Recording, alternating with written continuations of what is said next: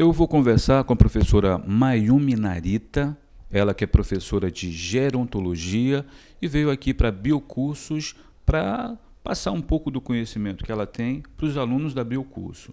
Professora, como é que está essa questão da gerontologia? Como é que está a questão do estudo sobre a gerontologia? A gerontologia vem se desenvolvendo cada vez mais por causa do envelhecimento da população. Então, a gente sabe que agora 11% da população brasileira é de idosos com mais de 60 anos. Então, é importante a gente verificar não apenas as alterações físicas decorrentes do envelhecimento, mas também os outros aspectos que estão implicando nesse envelhecimento. Quais são esses outros aspectos? Aspectos econômicos, aspectos sociais, o suporte familiar e a vida, ou a qualidade de vida que esse idoso tem com relação ao que ele fez anteriormente, aos aspectos de prevenção para o envelhecimento saudável. Uma das formas de ter um envelhecimento saudável, como foi agora conversado, é a questão da alimentação. É necessário ter muito dinheiro para ter uma boa alimentação ou não? O que é necessário é ter conhecimento, acesso ao conhecimento.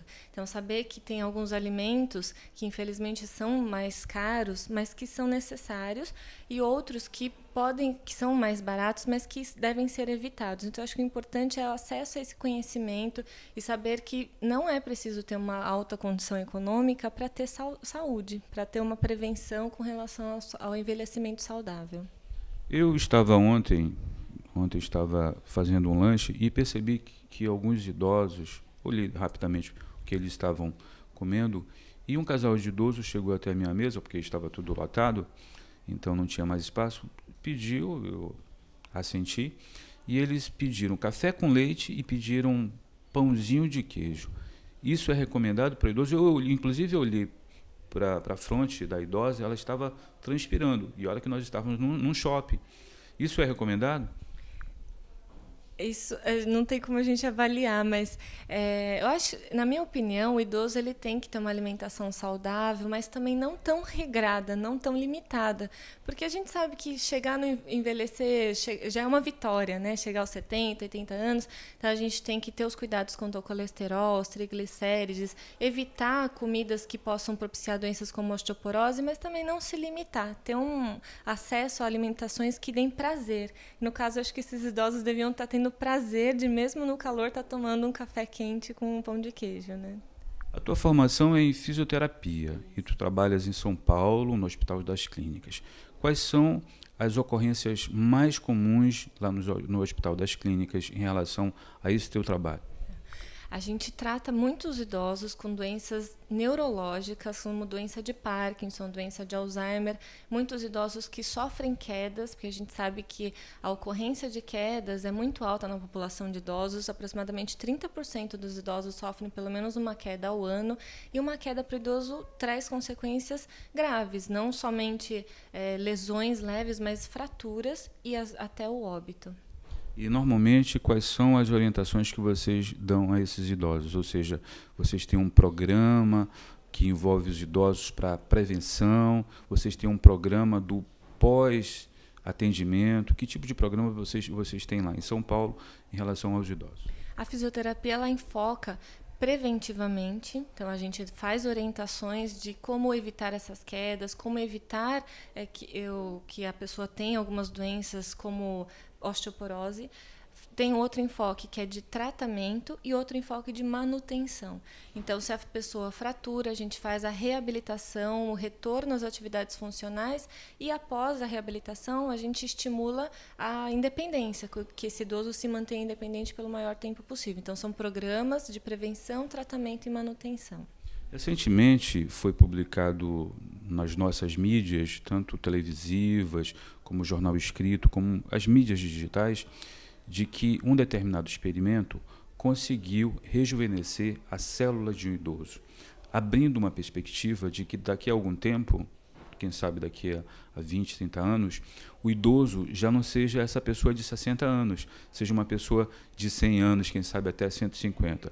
Quais são as novidades nessa área, além dessa que eu estou falando? Há muitos estudos com células-tronco, muitos estudos no sentido de evitar o envelhecimento, mesmo senescente dessas células, através de alimentação, pesquisas genéticas, e principalmente a célula-tronco no sentido de retardar, de substituir aquelas células que morreram. Então, tem muitos estudos na doença de Alzheimer, em AVC e doença de Parkinson que estão mostrando resultados, mas não em humanos ainda. Eles estão estudando em laboratório, em cobaias, e posteriormente eu espero que chegue até o acesso para a população idosa humana. Qual seria a mensagem que você passaria para o nosso telespectador, para o telespectador do programa Ideias, da pessoa que já se considera idosa, e até mesmo as pessoas que estão no entorno dessas pessoas que são idosas? Qual seria a mensagem que você passaria para o nosso telespectador? A mensagem final é que todo mundo vai envelhecer, inevitável. É um fenômeno pela qual todo mundo vai passar. Acho que é ter paciência com os idosos, porque a gente vai ser idoso e a gente vai querer que nos tratem bem, com paciência. É ter atenção, cuidado que ele merece, e entender que muitas vezes o idoso não faz algumas alterações de comportamento ou birras, né? Porque ele quer, mas muitas vezes por alguma dificuldade, ou por depressão, uma demência, como uma doença de Alzheimer, e apesar disso ele não deixa de ser aquele ente querido que sempre foi durante a vida toda. Então acho que esse apoio, esse suporte, eu acho que esse é o diferencial da gerontologia, saber que o idoso não é só o idoso.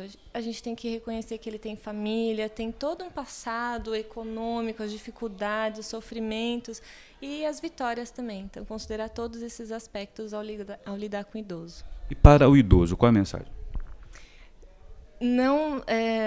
Não sintam que são menos, que têm mais dificuldades ou que são inferiores. Vocês têm capacidade, têm potencial, como tiveram a vida toda, e acreditem que vocês ainda conseguem se manter independentes se vocês quiserem, né? Tem que buscar fazer uma alimentação saudável, praticar atividade física, ir atrás de grupos, porque ninguém vive sozinho. Estamos finalizando mais um programa Ideias. Dessa vez nós viemos aqui na Biocursos falar com os professores e falar também com a coordenação da Biocursos para saber tudo o que acontece aqui nessa empresa que oferece cursos de pós-graduação. E você, gostou do programa de hoje? Eu quero saber. Ligue para mim, meu telefone é 9112-9676, ou então passe o e-mail. O e-mail é beuastone@hotmail.com. Tenham todos um bom dia.